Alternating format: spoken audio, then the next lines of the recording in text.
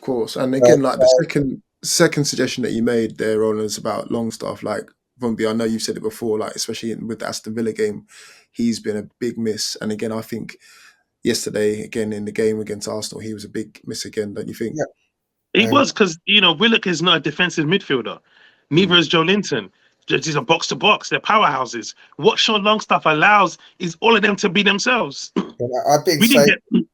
I've We been didn't get. saying that for months before people actually liked Sean Longstaff. Yeah, like we But didn't get Joe Linton and Willock rotating on the left. They couldn't.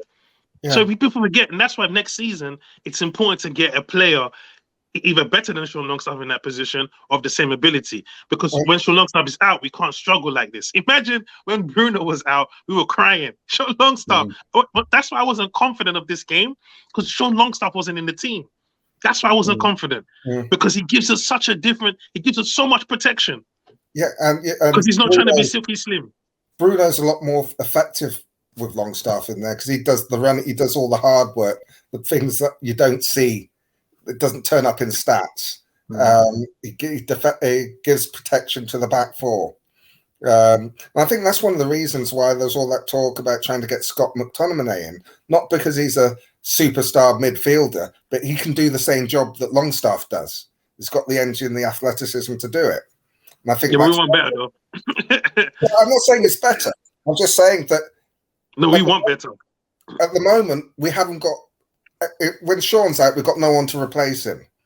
And I think they saw in McTominay someone that can handle that role, not necessarily as good as well as Sean, but can handle it to allow the Brunos and Willocks and Joe Lintons to do their stuff.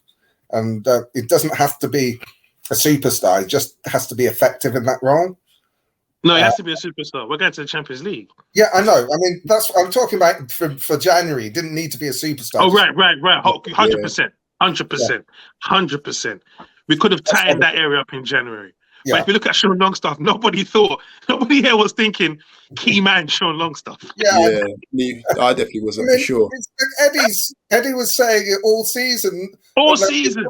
It took me a little while. It took me about 10 games in to realise it, and then it took everybody else another 20 games. Do you know what it is, Roland? Yeah. At one point, I said to myself, "Yo, Sean Longstaff's played damn near every game for us this season. Crazy." I mean, he's only missed games through injury. Really, yeah. I think the first couple of games he didn't start, and then when he came in, the only reason he's missed games is through injury or illness. Yeah. And it shows how important he is that see how we miss him when he's not playing. I think it was only hooked off once. It was hooked off against Brentford because he wasn't having a great game that day. But fortunately, we just turned that around. Yeah, and the cup final, that was more because they needed to change it. Yeah. But he's been so important in what we've been doing. The press and putting in the hard yards, that people now realise how good he is. We need someone in the summer. We need someone who can play that role as good as, or if not better than Sean. I want to ask you guys this though: within the game, do you feel like Eddie made the right changes at the right times as well? No. I don't think so. I think I would have taken off Callum Wilson at half time and brought on ASM. Okay. I'd have taken him up at half time. Because it was only 1-0. I think he left that getting ASM on a bit late because he looked good. I mean, people have been slating him greedy and no end product, which he has been guilty of that in the past. But since they came back from the Wolves game and actually got a run of games, you can see his decision making is so much better. Yeah, he gets the ball. The first thing he does is look to see who's around him, and he doesn't try and beat the whole world. He'll actually look to see if there's someone in a better position to pass with. He cut inside a couple of times, had a good shot, a decent shot. I think he's decided he wants to stay.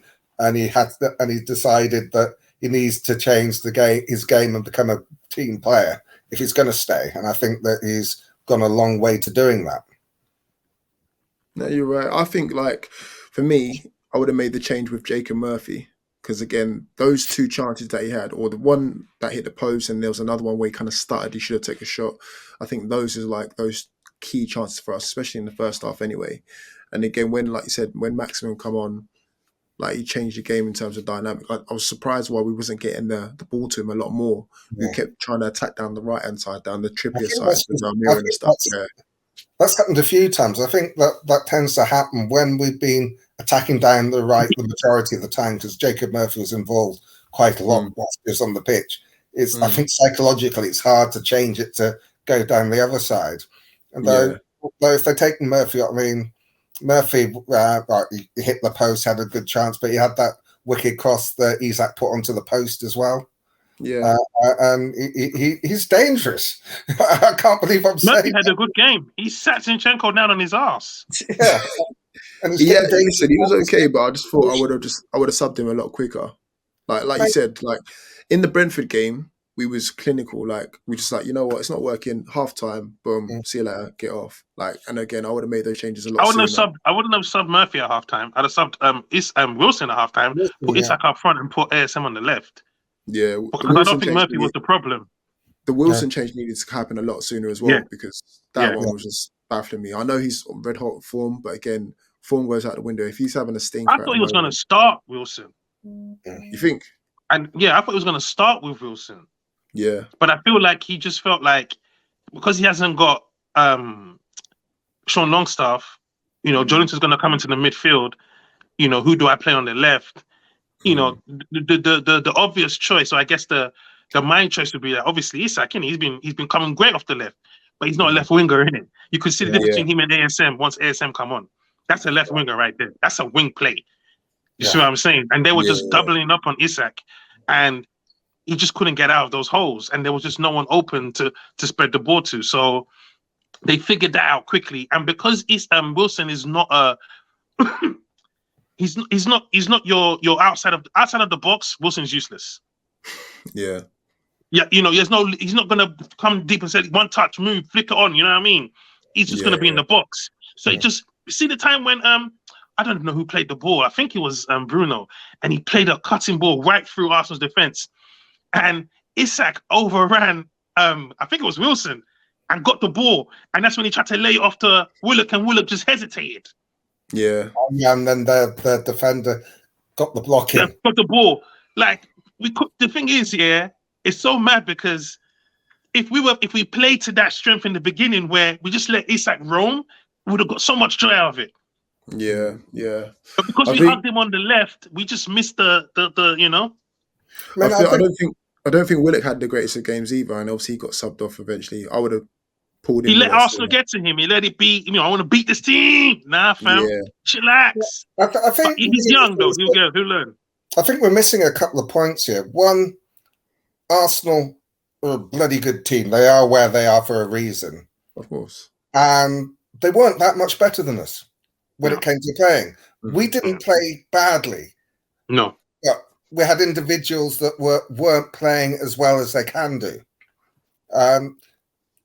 People they're saying, "Oh, Arsenal could have been 3 or 4-0 up at half time," but so could have we, because we had chances as well. Ramsdale made some terrific saves in that game.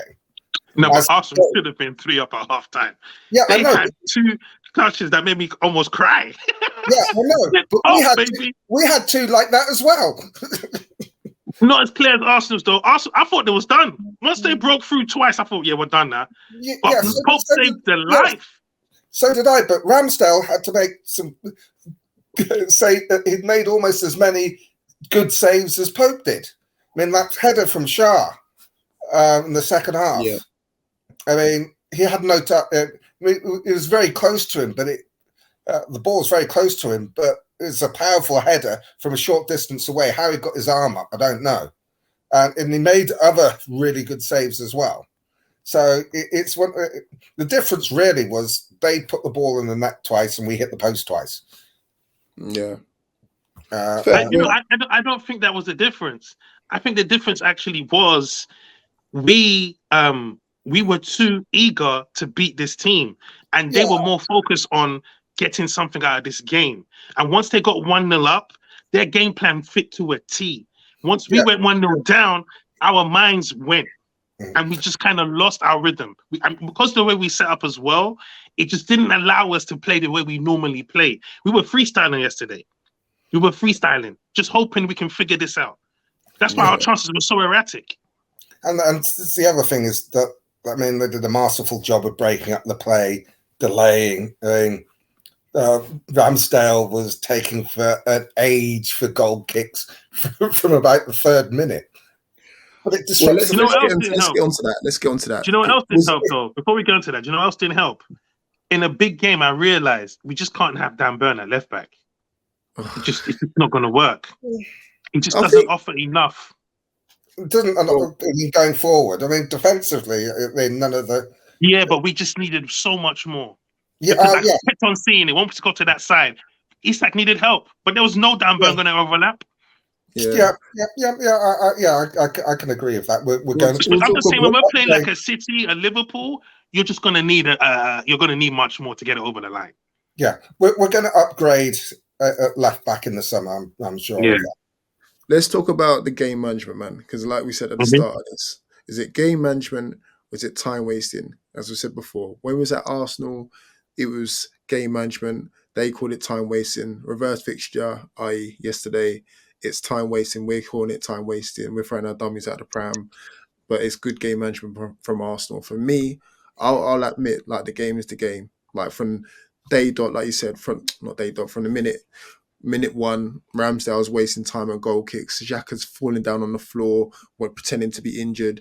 Jesus is winding Trippier up and all the rest of it. Like, all of these little tricks here, it's just rattling us, basically, throwing us off our game. And to be fair to them, like, I'd admit, we would do the same thing. Remember, like, in the Chelsea game when Lascelles was flipping, messing with guys on the sidelines, getting books and stuff like that. We've been doing stuff like that all season long. So the moment it happens to us, we've got to just take our medicine. That's how I see it. I don't know about you boys. As I said at the beginning, one man's time wasting is another man's game management. When we do it, it's game management. When they do it, it's time wasting. And I think every football fan thinks that.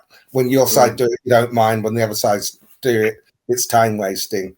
I don't really have too much of a problem with it. It's part of the game. Some of the rolling around I thought was a little excessive. But hey, it served its purpose. It broke whenever we got momentum. If there was a little foul, they're down on the ground. They broke the play up, and then we've got to start again. It's just good game management. If we do it, it's great. If they do it, it's not. Germany cheap fouls. Bruno tries to get in the game. Germany, every single time is trying to get that ball to stop. If you're watching football, if your team loses, this is my theory. Yeah, if you complain about time wasting and game management and keepers taking long to take free kicks, it's because your team wasn't playing well. That's the facts. Yeah. Your team didn't play well today, and you're just mad you couldn't get it together. I don't know who has time. It's all fan talk. Fan just likes to make things up. I had a fan say today, because of the Man United, apparently West Ham had a goal disallowed against Man United, and that's just the powers that be trying to make sure that teams like Liverpool get in the top 4. They don't want Newcastle. And you're like, what are you talking about? Like, what? I mean, it wasn't so much the disallowed goal, it's the penalty they didn't give, which is where all these things come out, because that was a penalty that West Ham should have had, but they didn't get it. They took about 2 seconds to look at it, and it's when you have it always seems to be against the big teams where the smaller teams get these VAR decisions going against them that look obvious, that people start saying, "Oh, it's they don't want the likes of us and West Ham few years back to get in." I'm not saying they do, but it's just that's where it comes from, because people see, well, yeah, but if you look at the City versus Man United game, Rashford was 2 years offside, and they gave the goal. Man City can come and say they costed the title that day. Like, everybody was like, "This guy's offside," and they gave the goal. And like, even with us, let me tell you now, that Wolves game, that was a penalty against Jimenez. We We got lucky. Like, I was looking like this, just hoping. When they didn't call it, yeah, this is me. Them man are on crack. Let me tell you something, yeah. If Isak got bumped like that by any keeper in the league, and we didn't get the penalty, I'm suing. Yeah. The problem with VAR is the people that are actually at the screen looking at it first. Because one, they take too long. It's supposed to be clear and obvious, so it should jump off the screen that they've got it wrong. And two is they make howlers. They really make some howlers. And you look at Brighton when they're playing, was it Spurs, and they got beat when was it Matoma had his foot taken away in the box, and they didn't give the penalty. They even looked at it in VAR and couldn't say, "Oh, come and look at that." Yeah, but I didn't feel bad for Brighton because we had a penalty against them and they ain't give it. So fuck them. Yeah, I know. I'm just saying that they've made so many howlers. There's the people who are doing the VAR at Stockley Park or wherever it is. They need some serious retraining. Because well, we'll leave that for another day, man. Fortunately, but not to go off topic, in terms of the game management, it is what it is. If we're playing City next season, trying to get into this top 4, trying to win a title, and we go to the Etihad and don't learn to fall apart, to fall on the floor as soon as we get soon as City are getting the momentum, it's called, you know, in football in basketball they get timeout. We don't get that in football, so you create your own timeout. You understand what I'm saying? Oh yeah, absolutely. Create your own timeout. Smart. Absolutely. Yeah, I mean, I totally agree with you there. It's part of the game. If you're in trouble, you need to break up the play. You need Swiftly. to slow the game down. Take the sting out the other side. Frustrate the fans. Frustrate the players. It will start to show. Look how we were getting into it over nothing.